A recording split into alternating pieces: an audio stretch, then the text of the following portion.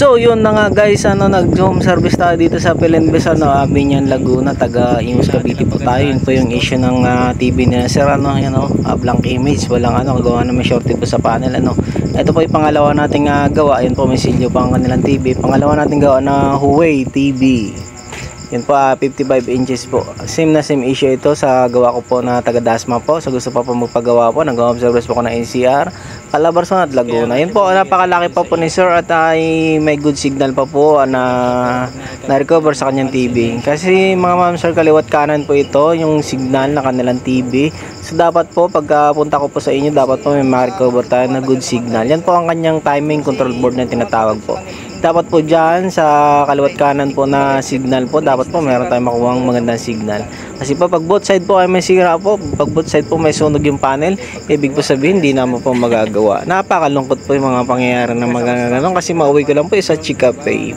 Ito po yung napakaganda ng service, napakalaki at ay yun, napakaganda ng araw na binigay sa atin ni God at ay nagsaksis tayo sa ganitong trabaho.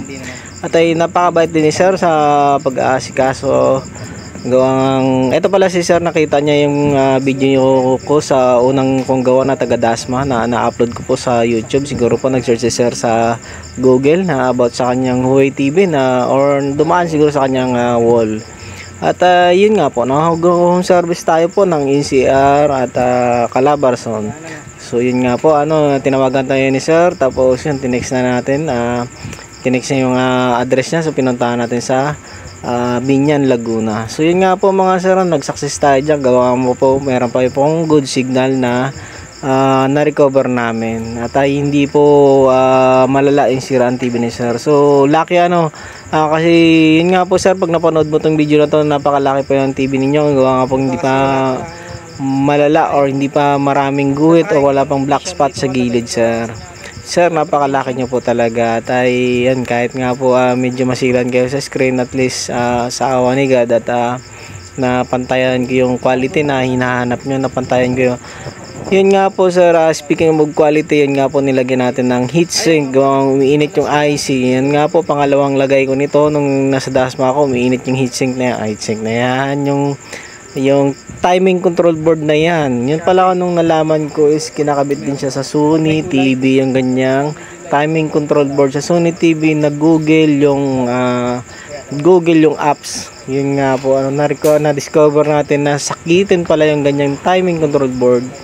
Nagawa ko niya ng 55 inches po, taga Bacoor po, hindi ko pa na-upload. So yan nga po, pakipollow na lang po, pakisubscribe kasi mo po next time i-upload ko rin yung taga Bacoor na ganun din po ang sira na binilan po namin ng galing po China.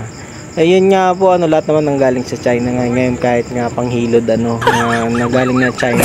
So yun nga po sir, pauwi na tayo. So gusto pa po magpagawa po, taga Imus po ako, pero nag-service po ng NCR at Calabarzon. Ayun, so maraming salamat po sa panonood po. At yun, pakipollow na lang ng page ko po, pakisubscribe ng aking YouTube. At God bless sa lahat.